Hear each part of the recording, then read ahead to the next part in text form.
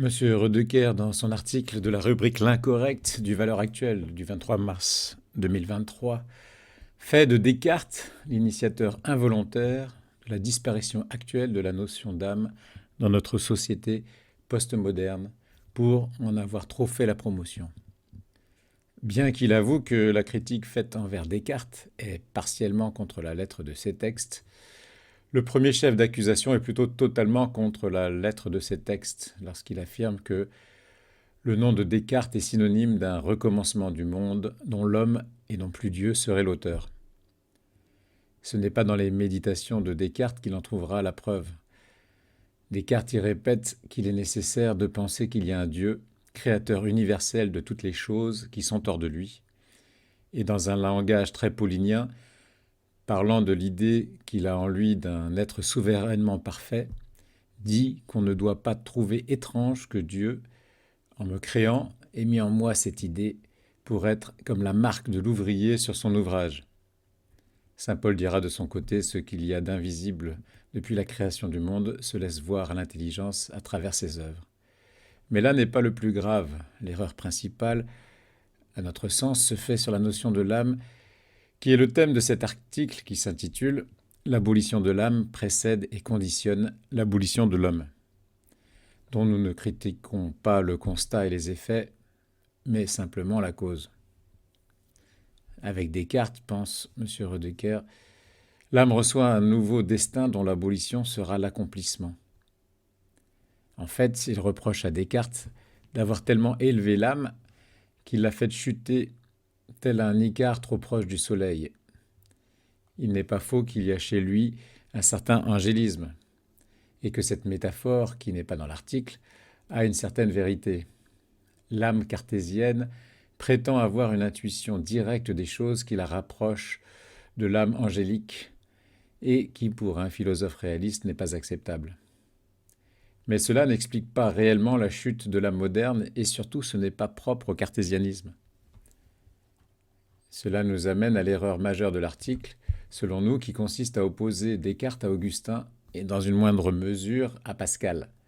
C'est oublier que ces trois penseurs, ayant certes leur spécificité propre, sont tous issus du platonisme.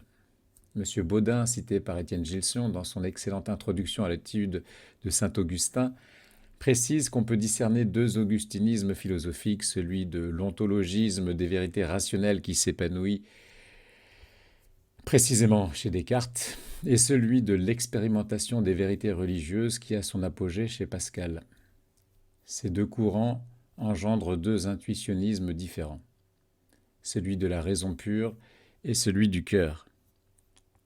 Lorsque M. Rodecker critique Descartes qui promeut l'âme, la partie principale de l'homme, dit-il, tout en la déspiritualisant, il omet de dire qu'Augustin et Pascal font de même, mais sans la déspiritualiser. Pour Augustin, l'âme est la partie supérieure de l'homme. L'homme est avant tout son âme et certaines opérations sont attribuées à l'homme, bien que l'âme seule y prend part, commente M. Gilson. Dans ses pensées, Pascal écrit que c'est donc la pensée qui fait l'être de l'homme, et toute notre dignité consiste dans la pensée. Il ajoute un peu plus loin, il est impossible que la partie qui résonne en nous soit autre que spirituelle. Pour M. Rodecker, déspiritualiser l'âme revient à dire que le je est une âme, mais cette âme se limite à l'action de penser. Comme on le découvre plus loin dans son article, le spirituel est chez lui synonyme de religieux ou de mystique. Il oppose donc à Descartes le vécu de saint Augustin, sa conversion, l'approfondissement de sa vie intérieure. Saint Augustin exemplifie pour tous les hommes et à jamais ce parcours d'expérience intérieure, dit-il. L'âme n'est donc pas pour M. Rodecker une réalité de type matériel ni intellectuel, mais spirituel. Or, ainsi que Pascal le dit, est spirituel ce qui est immatériel. La faculté supérieure de l'âme est justement immatérielle et c'est pourquoi la pensée qu'elle engendre l'est aussi. Quand on prétendrait que nous fussions simplement corporels, cela nous exclurait bien davantage de la connaissance des choses, n'y ayant rien de si inconcevable que de dire que la matière puisse se connaître soi-même, dira le défenseur de Port-Royal dans ses pensées.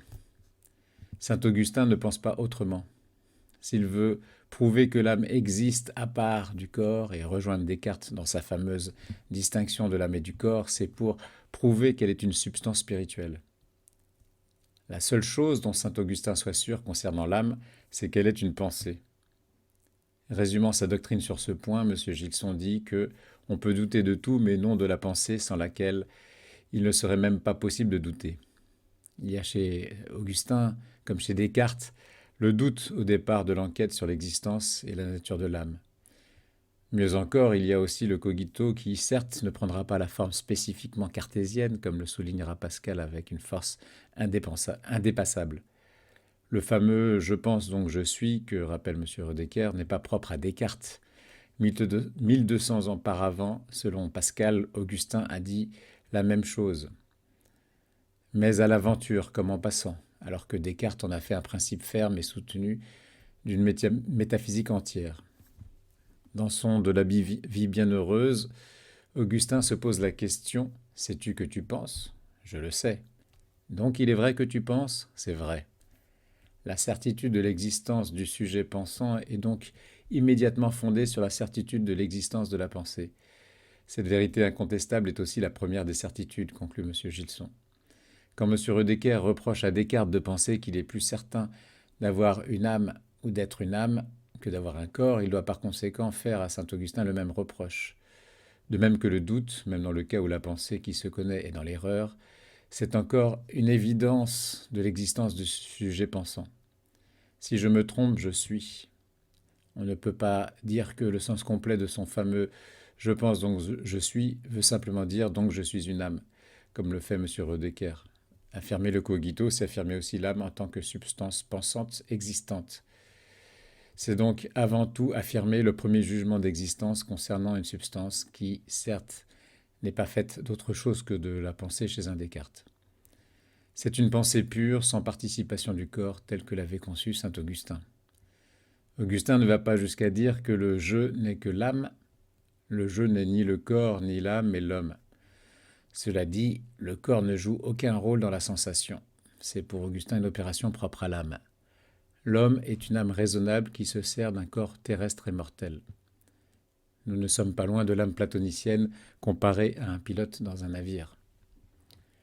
Cette distinction de l'âme et du corps laissera Augustin sans explication convaincante, tellement leurs natures sont pour lui opposées. Pascal et Descartes seront devant la même impasse. Le premier écrira « incompréhensible que Dieu soit » et « incompréhensible qu'il ne soit pas ». Que l'âme soit avec le corps, que nous n'ayons pas d'âme.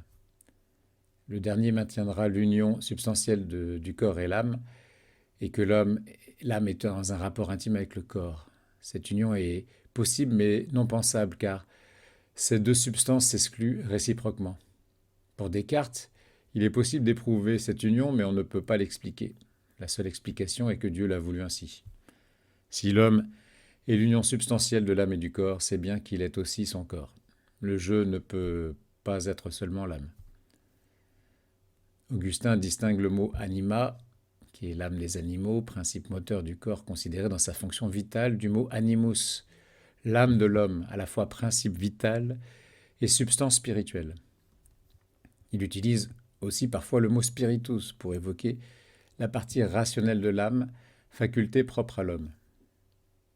Pour saint Augustin, le spirituel ne se limite pas à l'expérience religieuse, l'intelligence est spirituelle. L'animus parfois se confond chez lui avec la mens, la pensée, la partie supérieure de l'âme raisonnable. L'intellectus, qui appartient à la mens, est la partie de l'âme qui est directement illuminée par la lumière divine.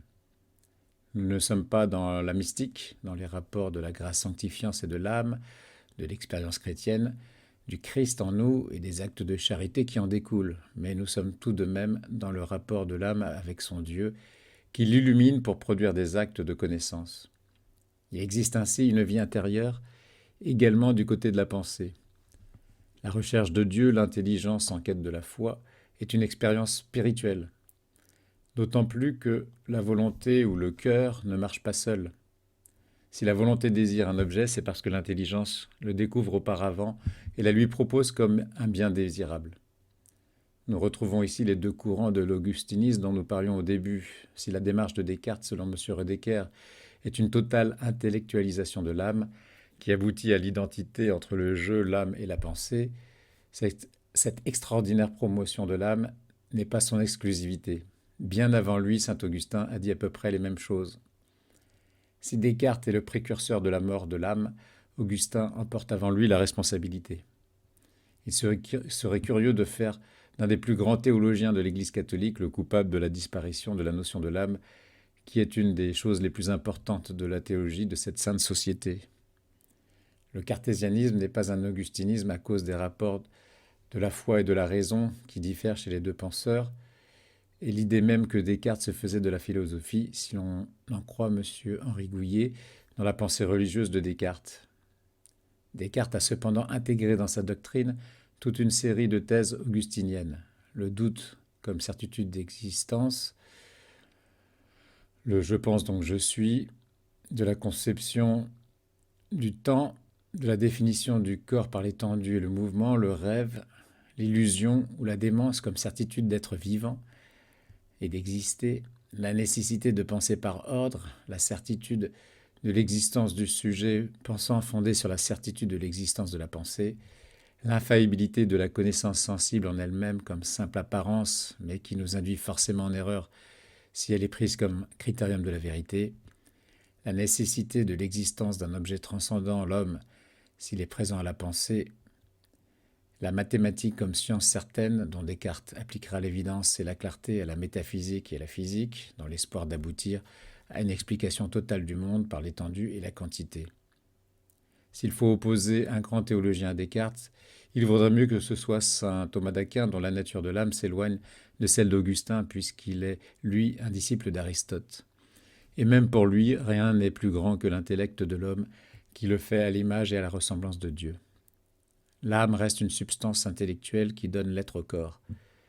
C'est à la substantialité de l'âme que l'homme doit toute cette substantialité et sa dignité.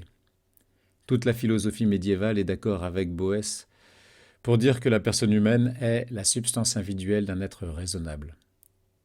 Une personne se définit par la raison, marque de sa dignité la plus éminente, pour tout philosophe et théologien catholique classique. La personne, c'est aussi le jeu. La dignité de la personne et du jeu vient ainsi de la raison. Il ne faut donc pas chercher la chute de l'âme du côté des philosophes spiritualistes, dont Descartes fait partie, mais plutôt de celui des matérialistes, qui sont depuis toujours les négateurs et les fossoyeurs de l'âme, et dont Nietzsche est le représentant le plus célèbre.